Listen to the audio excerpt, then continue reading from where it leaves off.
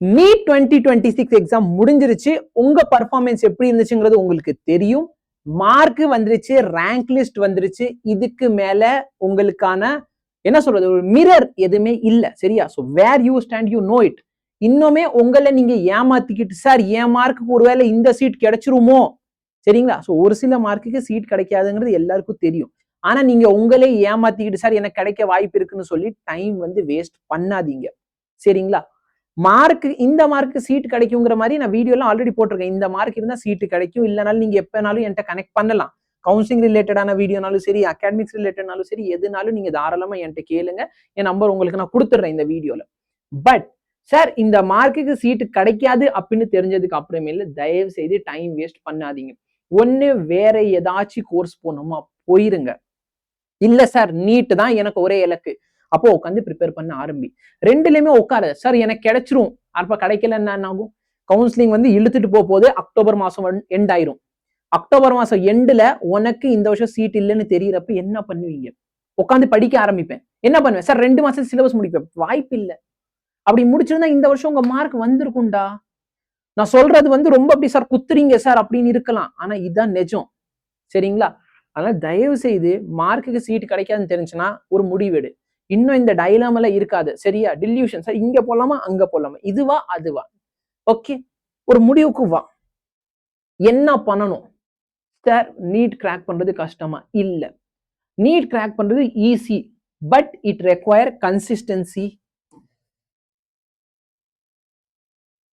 ஓகேவா? டெய்லி கன்சிஸ்டன்டா உட்காந்து நான் படிக்கிறதுக்கு ரெடியா இருக்கேன்னா டெய்லி உட்காரணும், நோ மேட்டர் வாட்.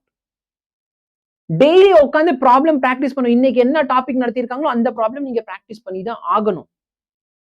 ஒரு சில ஸ்டூடெண்ட்ஸ் இதுல எந்த கேட்டகரியில இருப்பீங்கன்னா, சார் எனக்கு ஜஸ்ட் சம் 10-20 மார்க்ல தான் கட் ஆஃப் போகுது, எனக்கு கிளாஸஸ் தேவையில்லை, நான் செல்ஃப் ஸ்டடி பண்ண போறேன். நீங்க செல்ஃப் ஸ்டடி பண்ண போற ஸ்டூடெண்ட்ஸ்க்கு ஒரு விஷயம் சொல்றேன். நீங்க செல்ஃப் ஸ்டடின்னு ஆரம்பிப்பீங்க. ஸ்டார்டிங்ல நம்மள்ட்ட ஹை மோட்டிவேஷன் இருக்கும், அப்படியே போய்கிட்டு இருக்கும். ஆனா லேட்டர் ஆஃப் த ஃபேஸ்ல என்ன ஆகும் அப்படின்னா, டைமுக்கு படிக்க மாட்டேன், பாத்துக்கலாம்டா அவ்வளவு நாள் இருக்கு, டெஸ்ட் கொடுக்க மாட்டீங்க, ரிவிஷன் பண்ண மாட்டீங்க, இந்த மாதிரி ஏகப்பட்ட விஷயங்கள்னால அடுத்த வருஷம் வந்து இதே நிலைமையில நீ வந்து நிப்ப. சாபம் கொடுக்குறீங்களான்னா இல்லடா.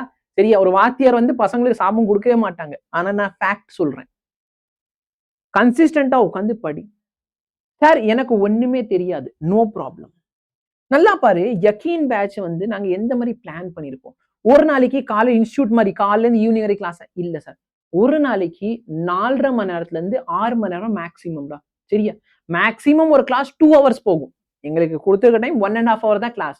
ஏன் கிளாஸ் உங்களுக்கு தெரியும், ஏன்னா பசங்களை வச்சு கொஸ்டின் சால்வ் பண்ணிக்கிட்டு இருக்கோம், கொஞ்சம் என்டர்டெய்னிங்கா கதை பேசுறோம். சரியா? அப்படின்னு சொல்றதுனால லெக்சர் வந்து 2 ஹவர்ஸ் கூட போகும். நான் என்ன சொல்றேன், ஒரு நாளைக்கு மேக்சிமம் 5 ஹவர் லெக்சர்னு வச்சுக்கோ. எல்லா சப்ஜெக்ட் சேர்த்து 5 ஹவர் லெக்சர் முடிக்கிறீங்க சார். 10 மணில இருந்து 2 மணி வரைக்கும். சரியா? சரி, 10 to 12, 12ல இருந்து 2, 2ல இருந்து 4. ஸோ நடுவில் அரை மணி நேரம் பிரேக் இருக்கும். ஒரு கிளாஸ்க்கு நடுவில் அரை மணி நேரம் பிரேக் இருக்கு. ஸோ 5 மணி நேரம் கூட வச்சுக்கோயேன். இந்த 2 மணி நேரத்துல 5 மணி நேரம் கிளாஸ், 1 ஹவர் பிரேக் ஆயிடுச்சு. அதுக்கு உட்காந்து டிபிபி சால்வ் பண்ண போறீங்க. செல்ஃப் ஸ்டடி பண்ற பசங்க இது பண்றது இல்ல. சார் எனக்கு நல்ல மார்க் வருது சார், எனக்கு இது வேணாம், படி. சார் எனக்கு அந்த அளவுக்கு ஒண்ணுமே தெரியாது, பிசிக்ஸ் நான் கத்துக்கணும்னு ஆசைப்படுறேன்னா கிளாஸ்க்கு வா. சார் எனக்கு பிசிக்ஸ் ஓரளவுக்கு தெரியும் சார், எனக்கு தேவையில்லை அப்படின்னு என்ன பண்ணுங்க, நான் பிசிக்ஸ் ஏதோ ஒரு டாபிக் நடத்திருப்பேன், அந்த டாபிக் ரிலேட்டட் டிபிபி கொடுப்பேன், டிபிபி உட்காந்து சால்வ் பண்ணு. 2 வாரத்துக்கு ஒரு தடவை டெஸ்ட் கிடைக்க போகுது.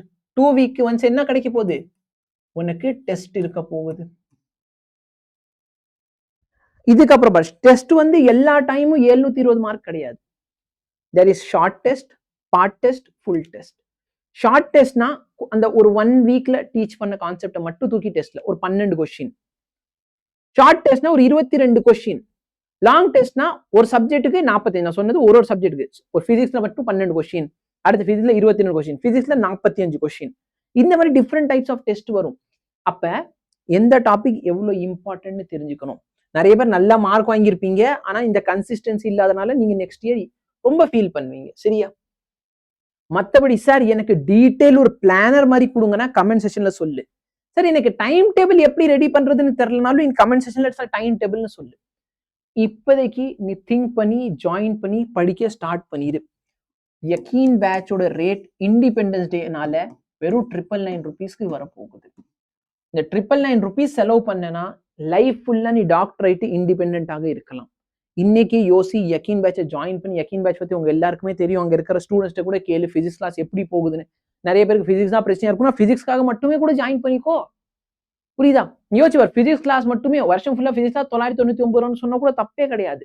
இதுல உனக்கு 3 சப்ஜெக்ட் வரப்போகுது. நான் சொல்றேன் பிசிக்ஸ் மட்டும் வேணும்னாலும் இது ஒரு எப்பயுமே உனக்கு வின் வின் சிச்சுவேஷன் தான்.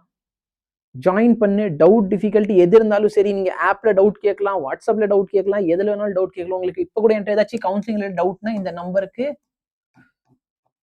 மெசேஜ் பண்ணிக்கோ. Okay sir, academics related doubt message பண்ணிக்கோ. ஓகே, ஸ்டூடெண்ட்ஸ்ட்ட வந்து நீங்க பேசணுமா பேசுங்க.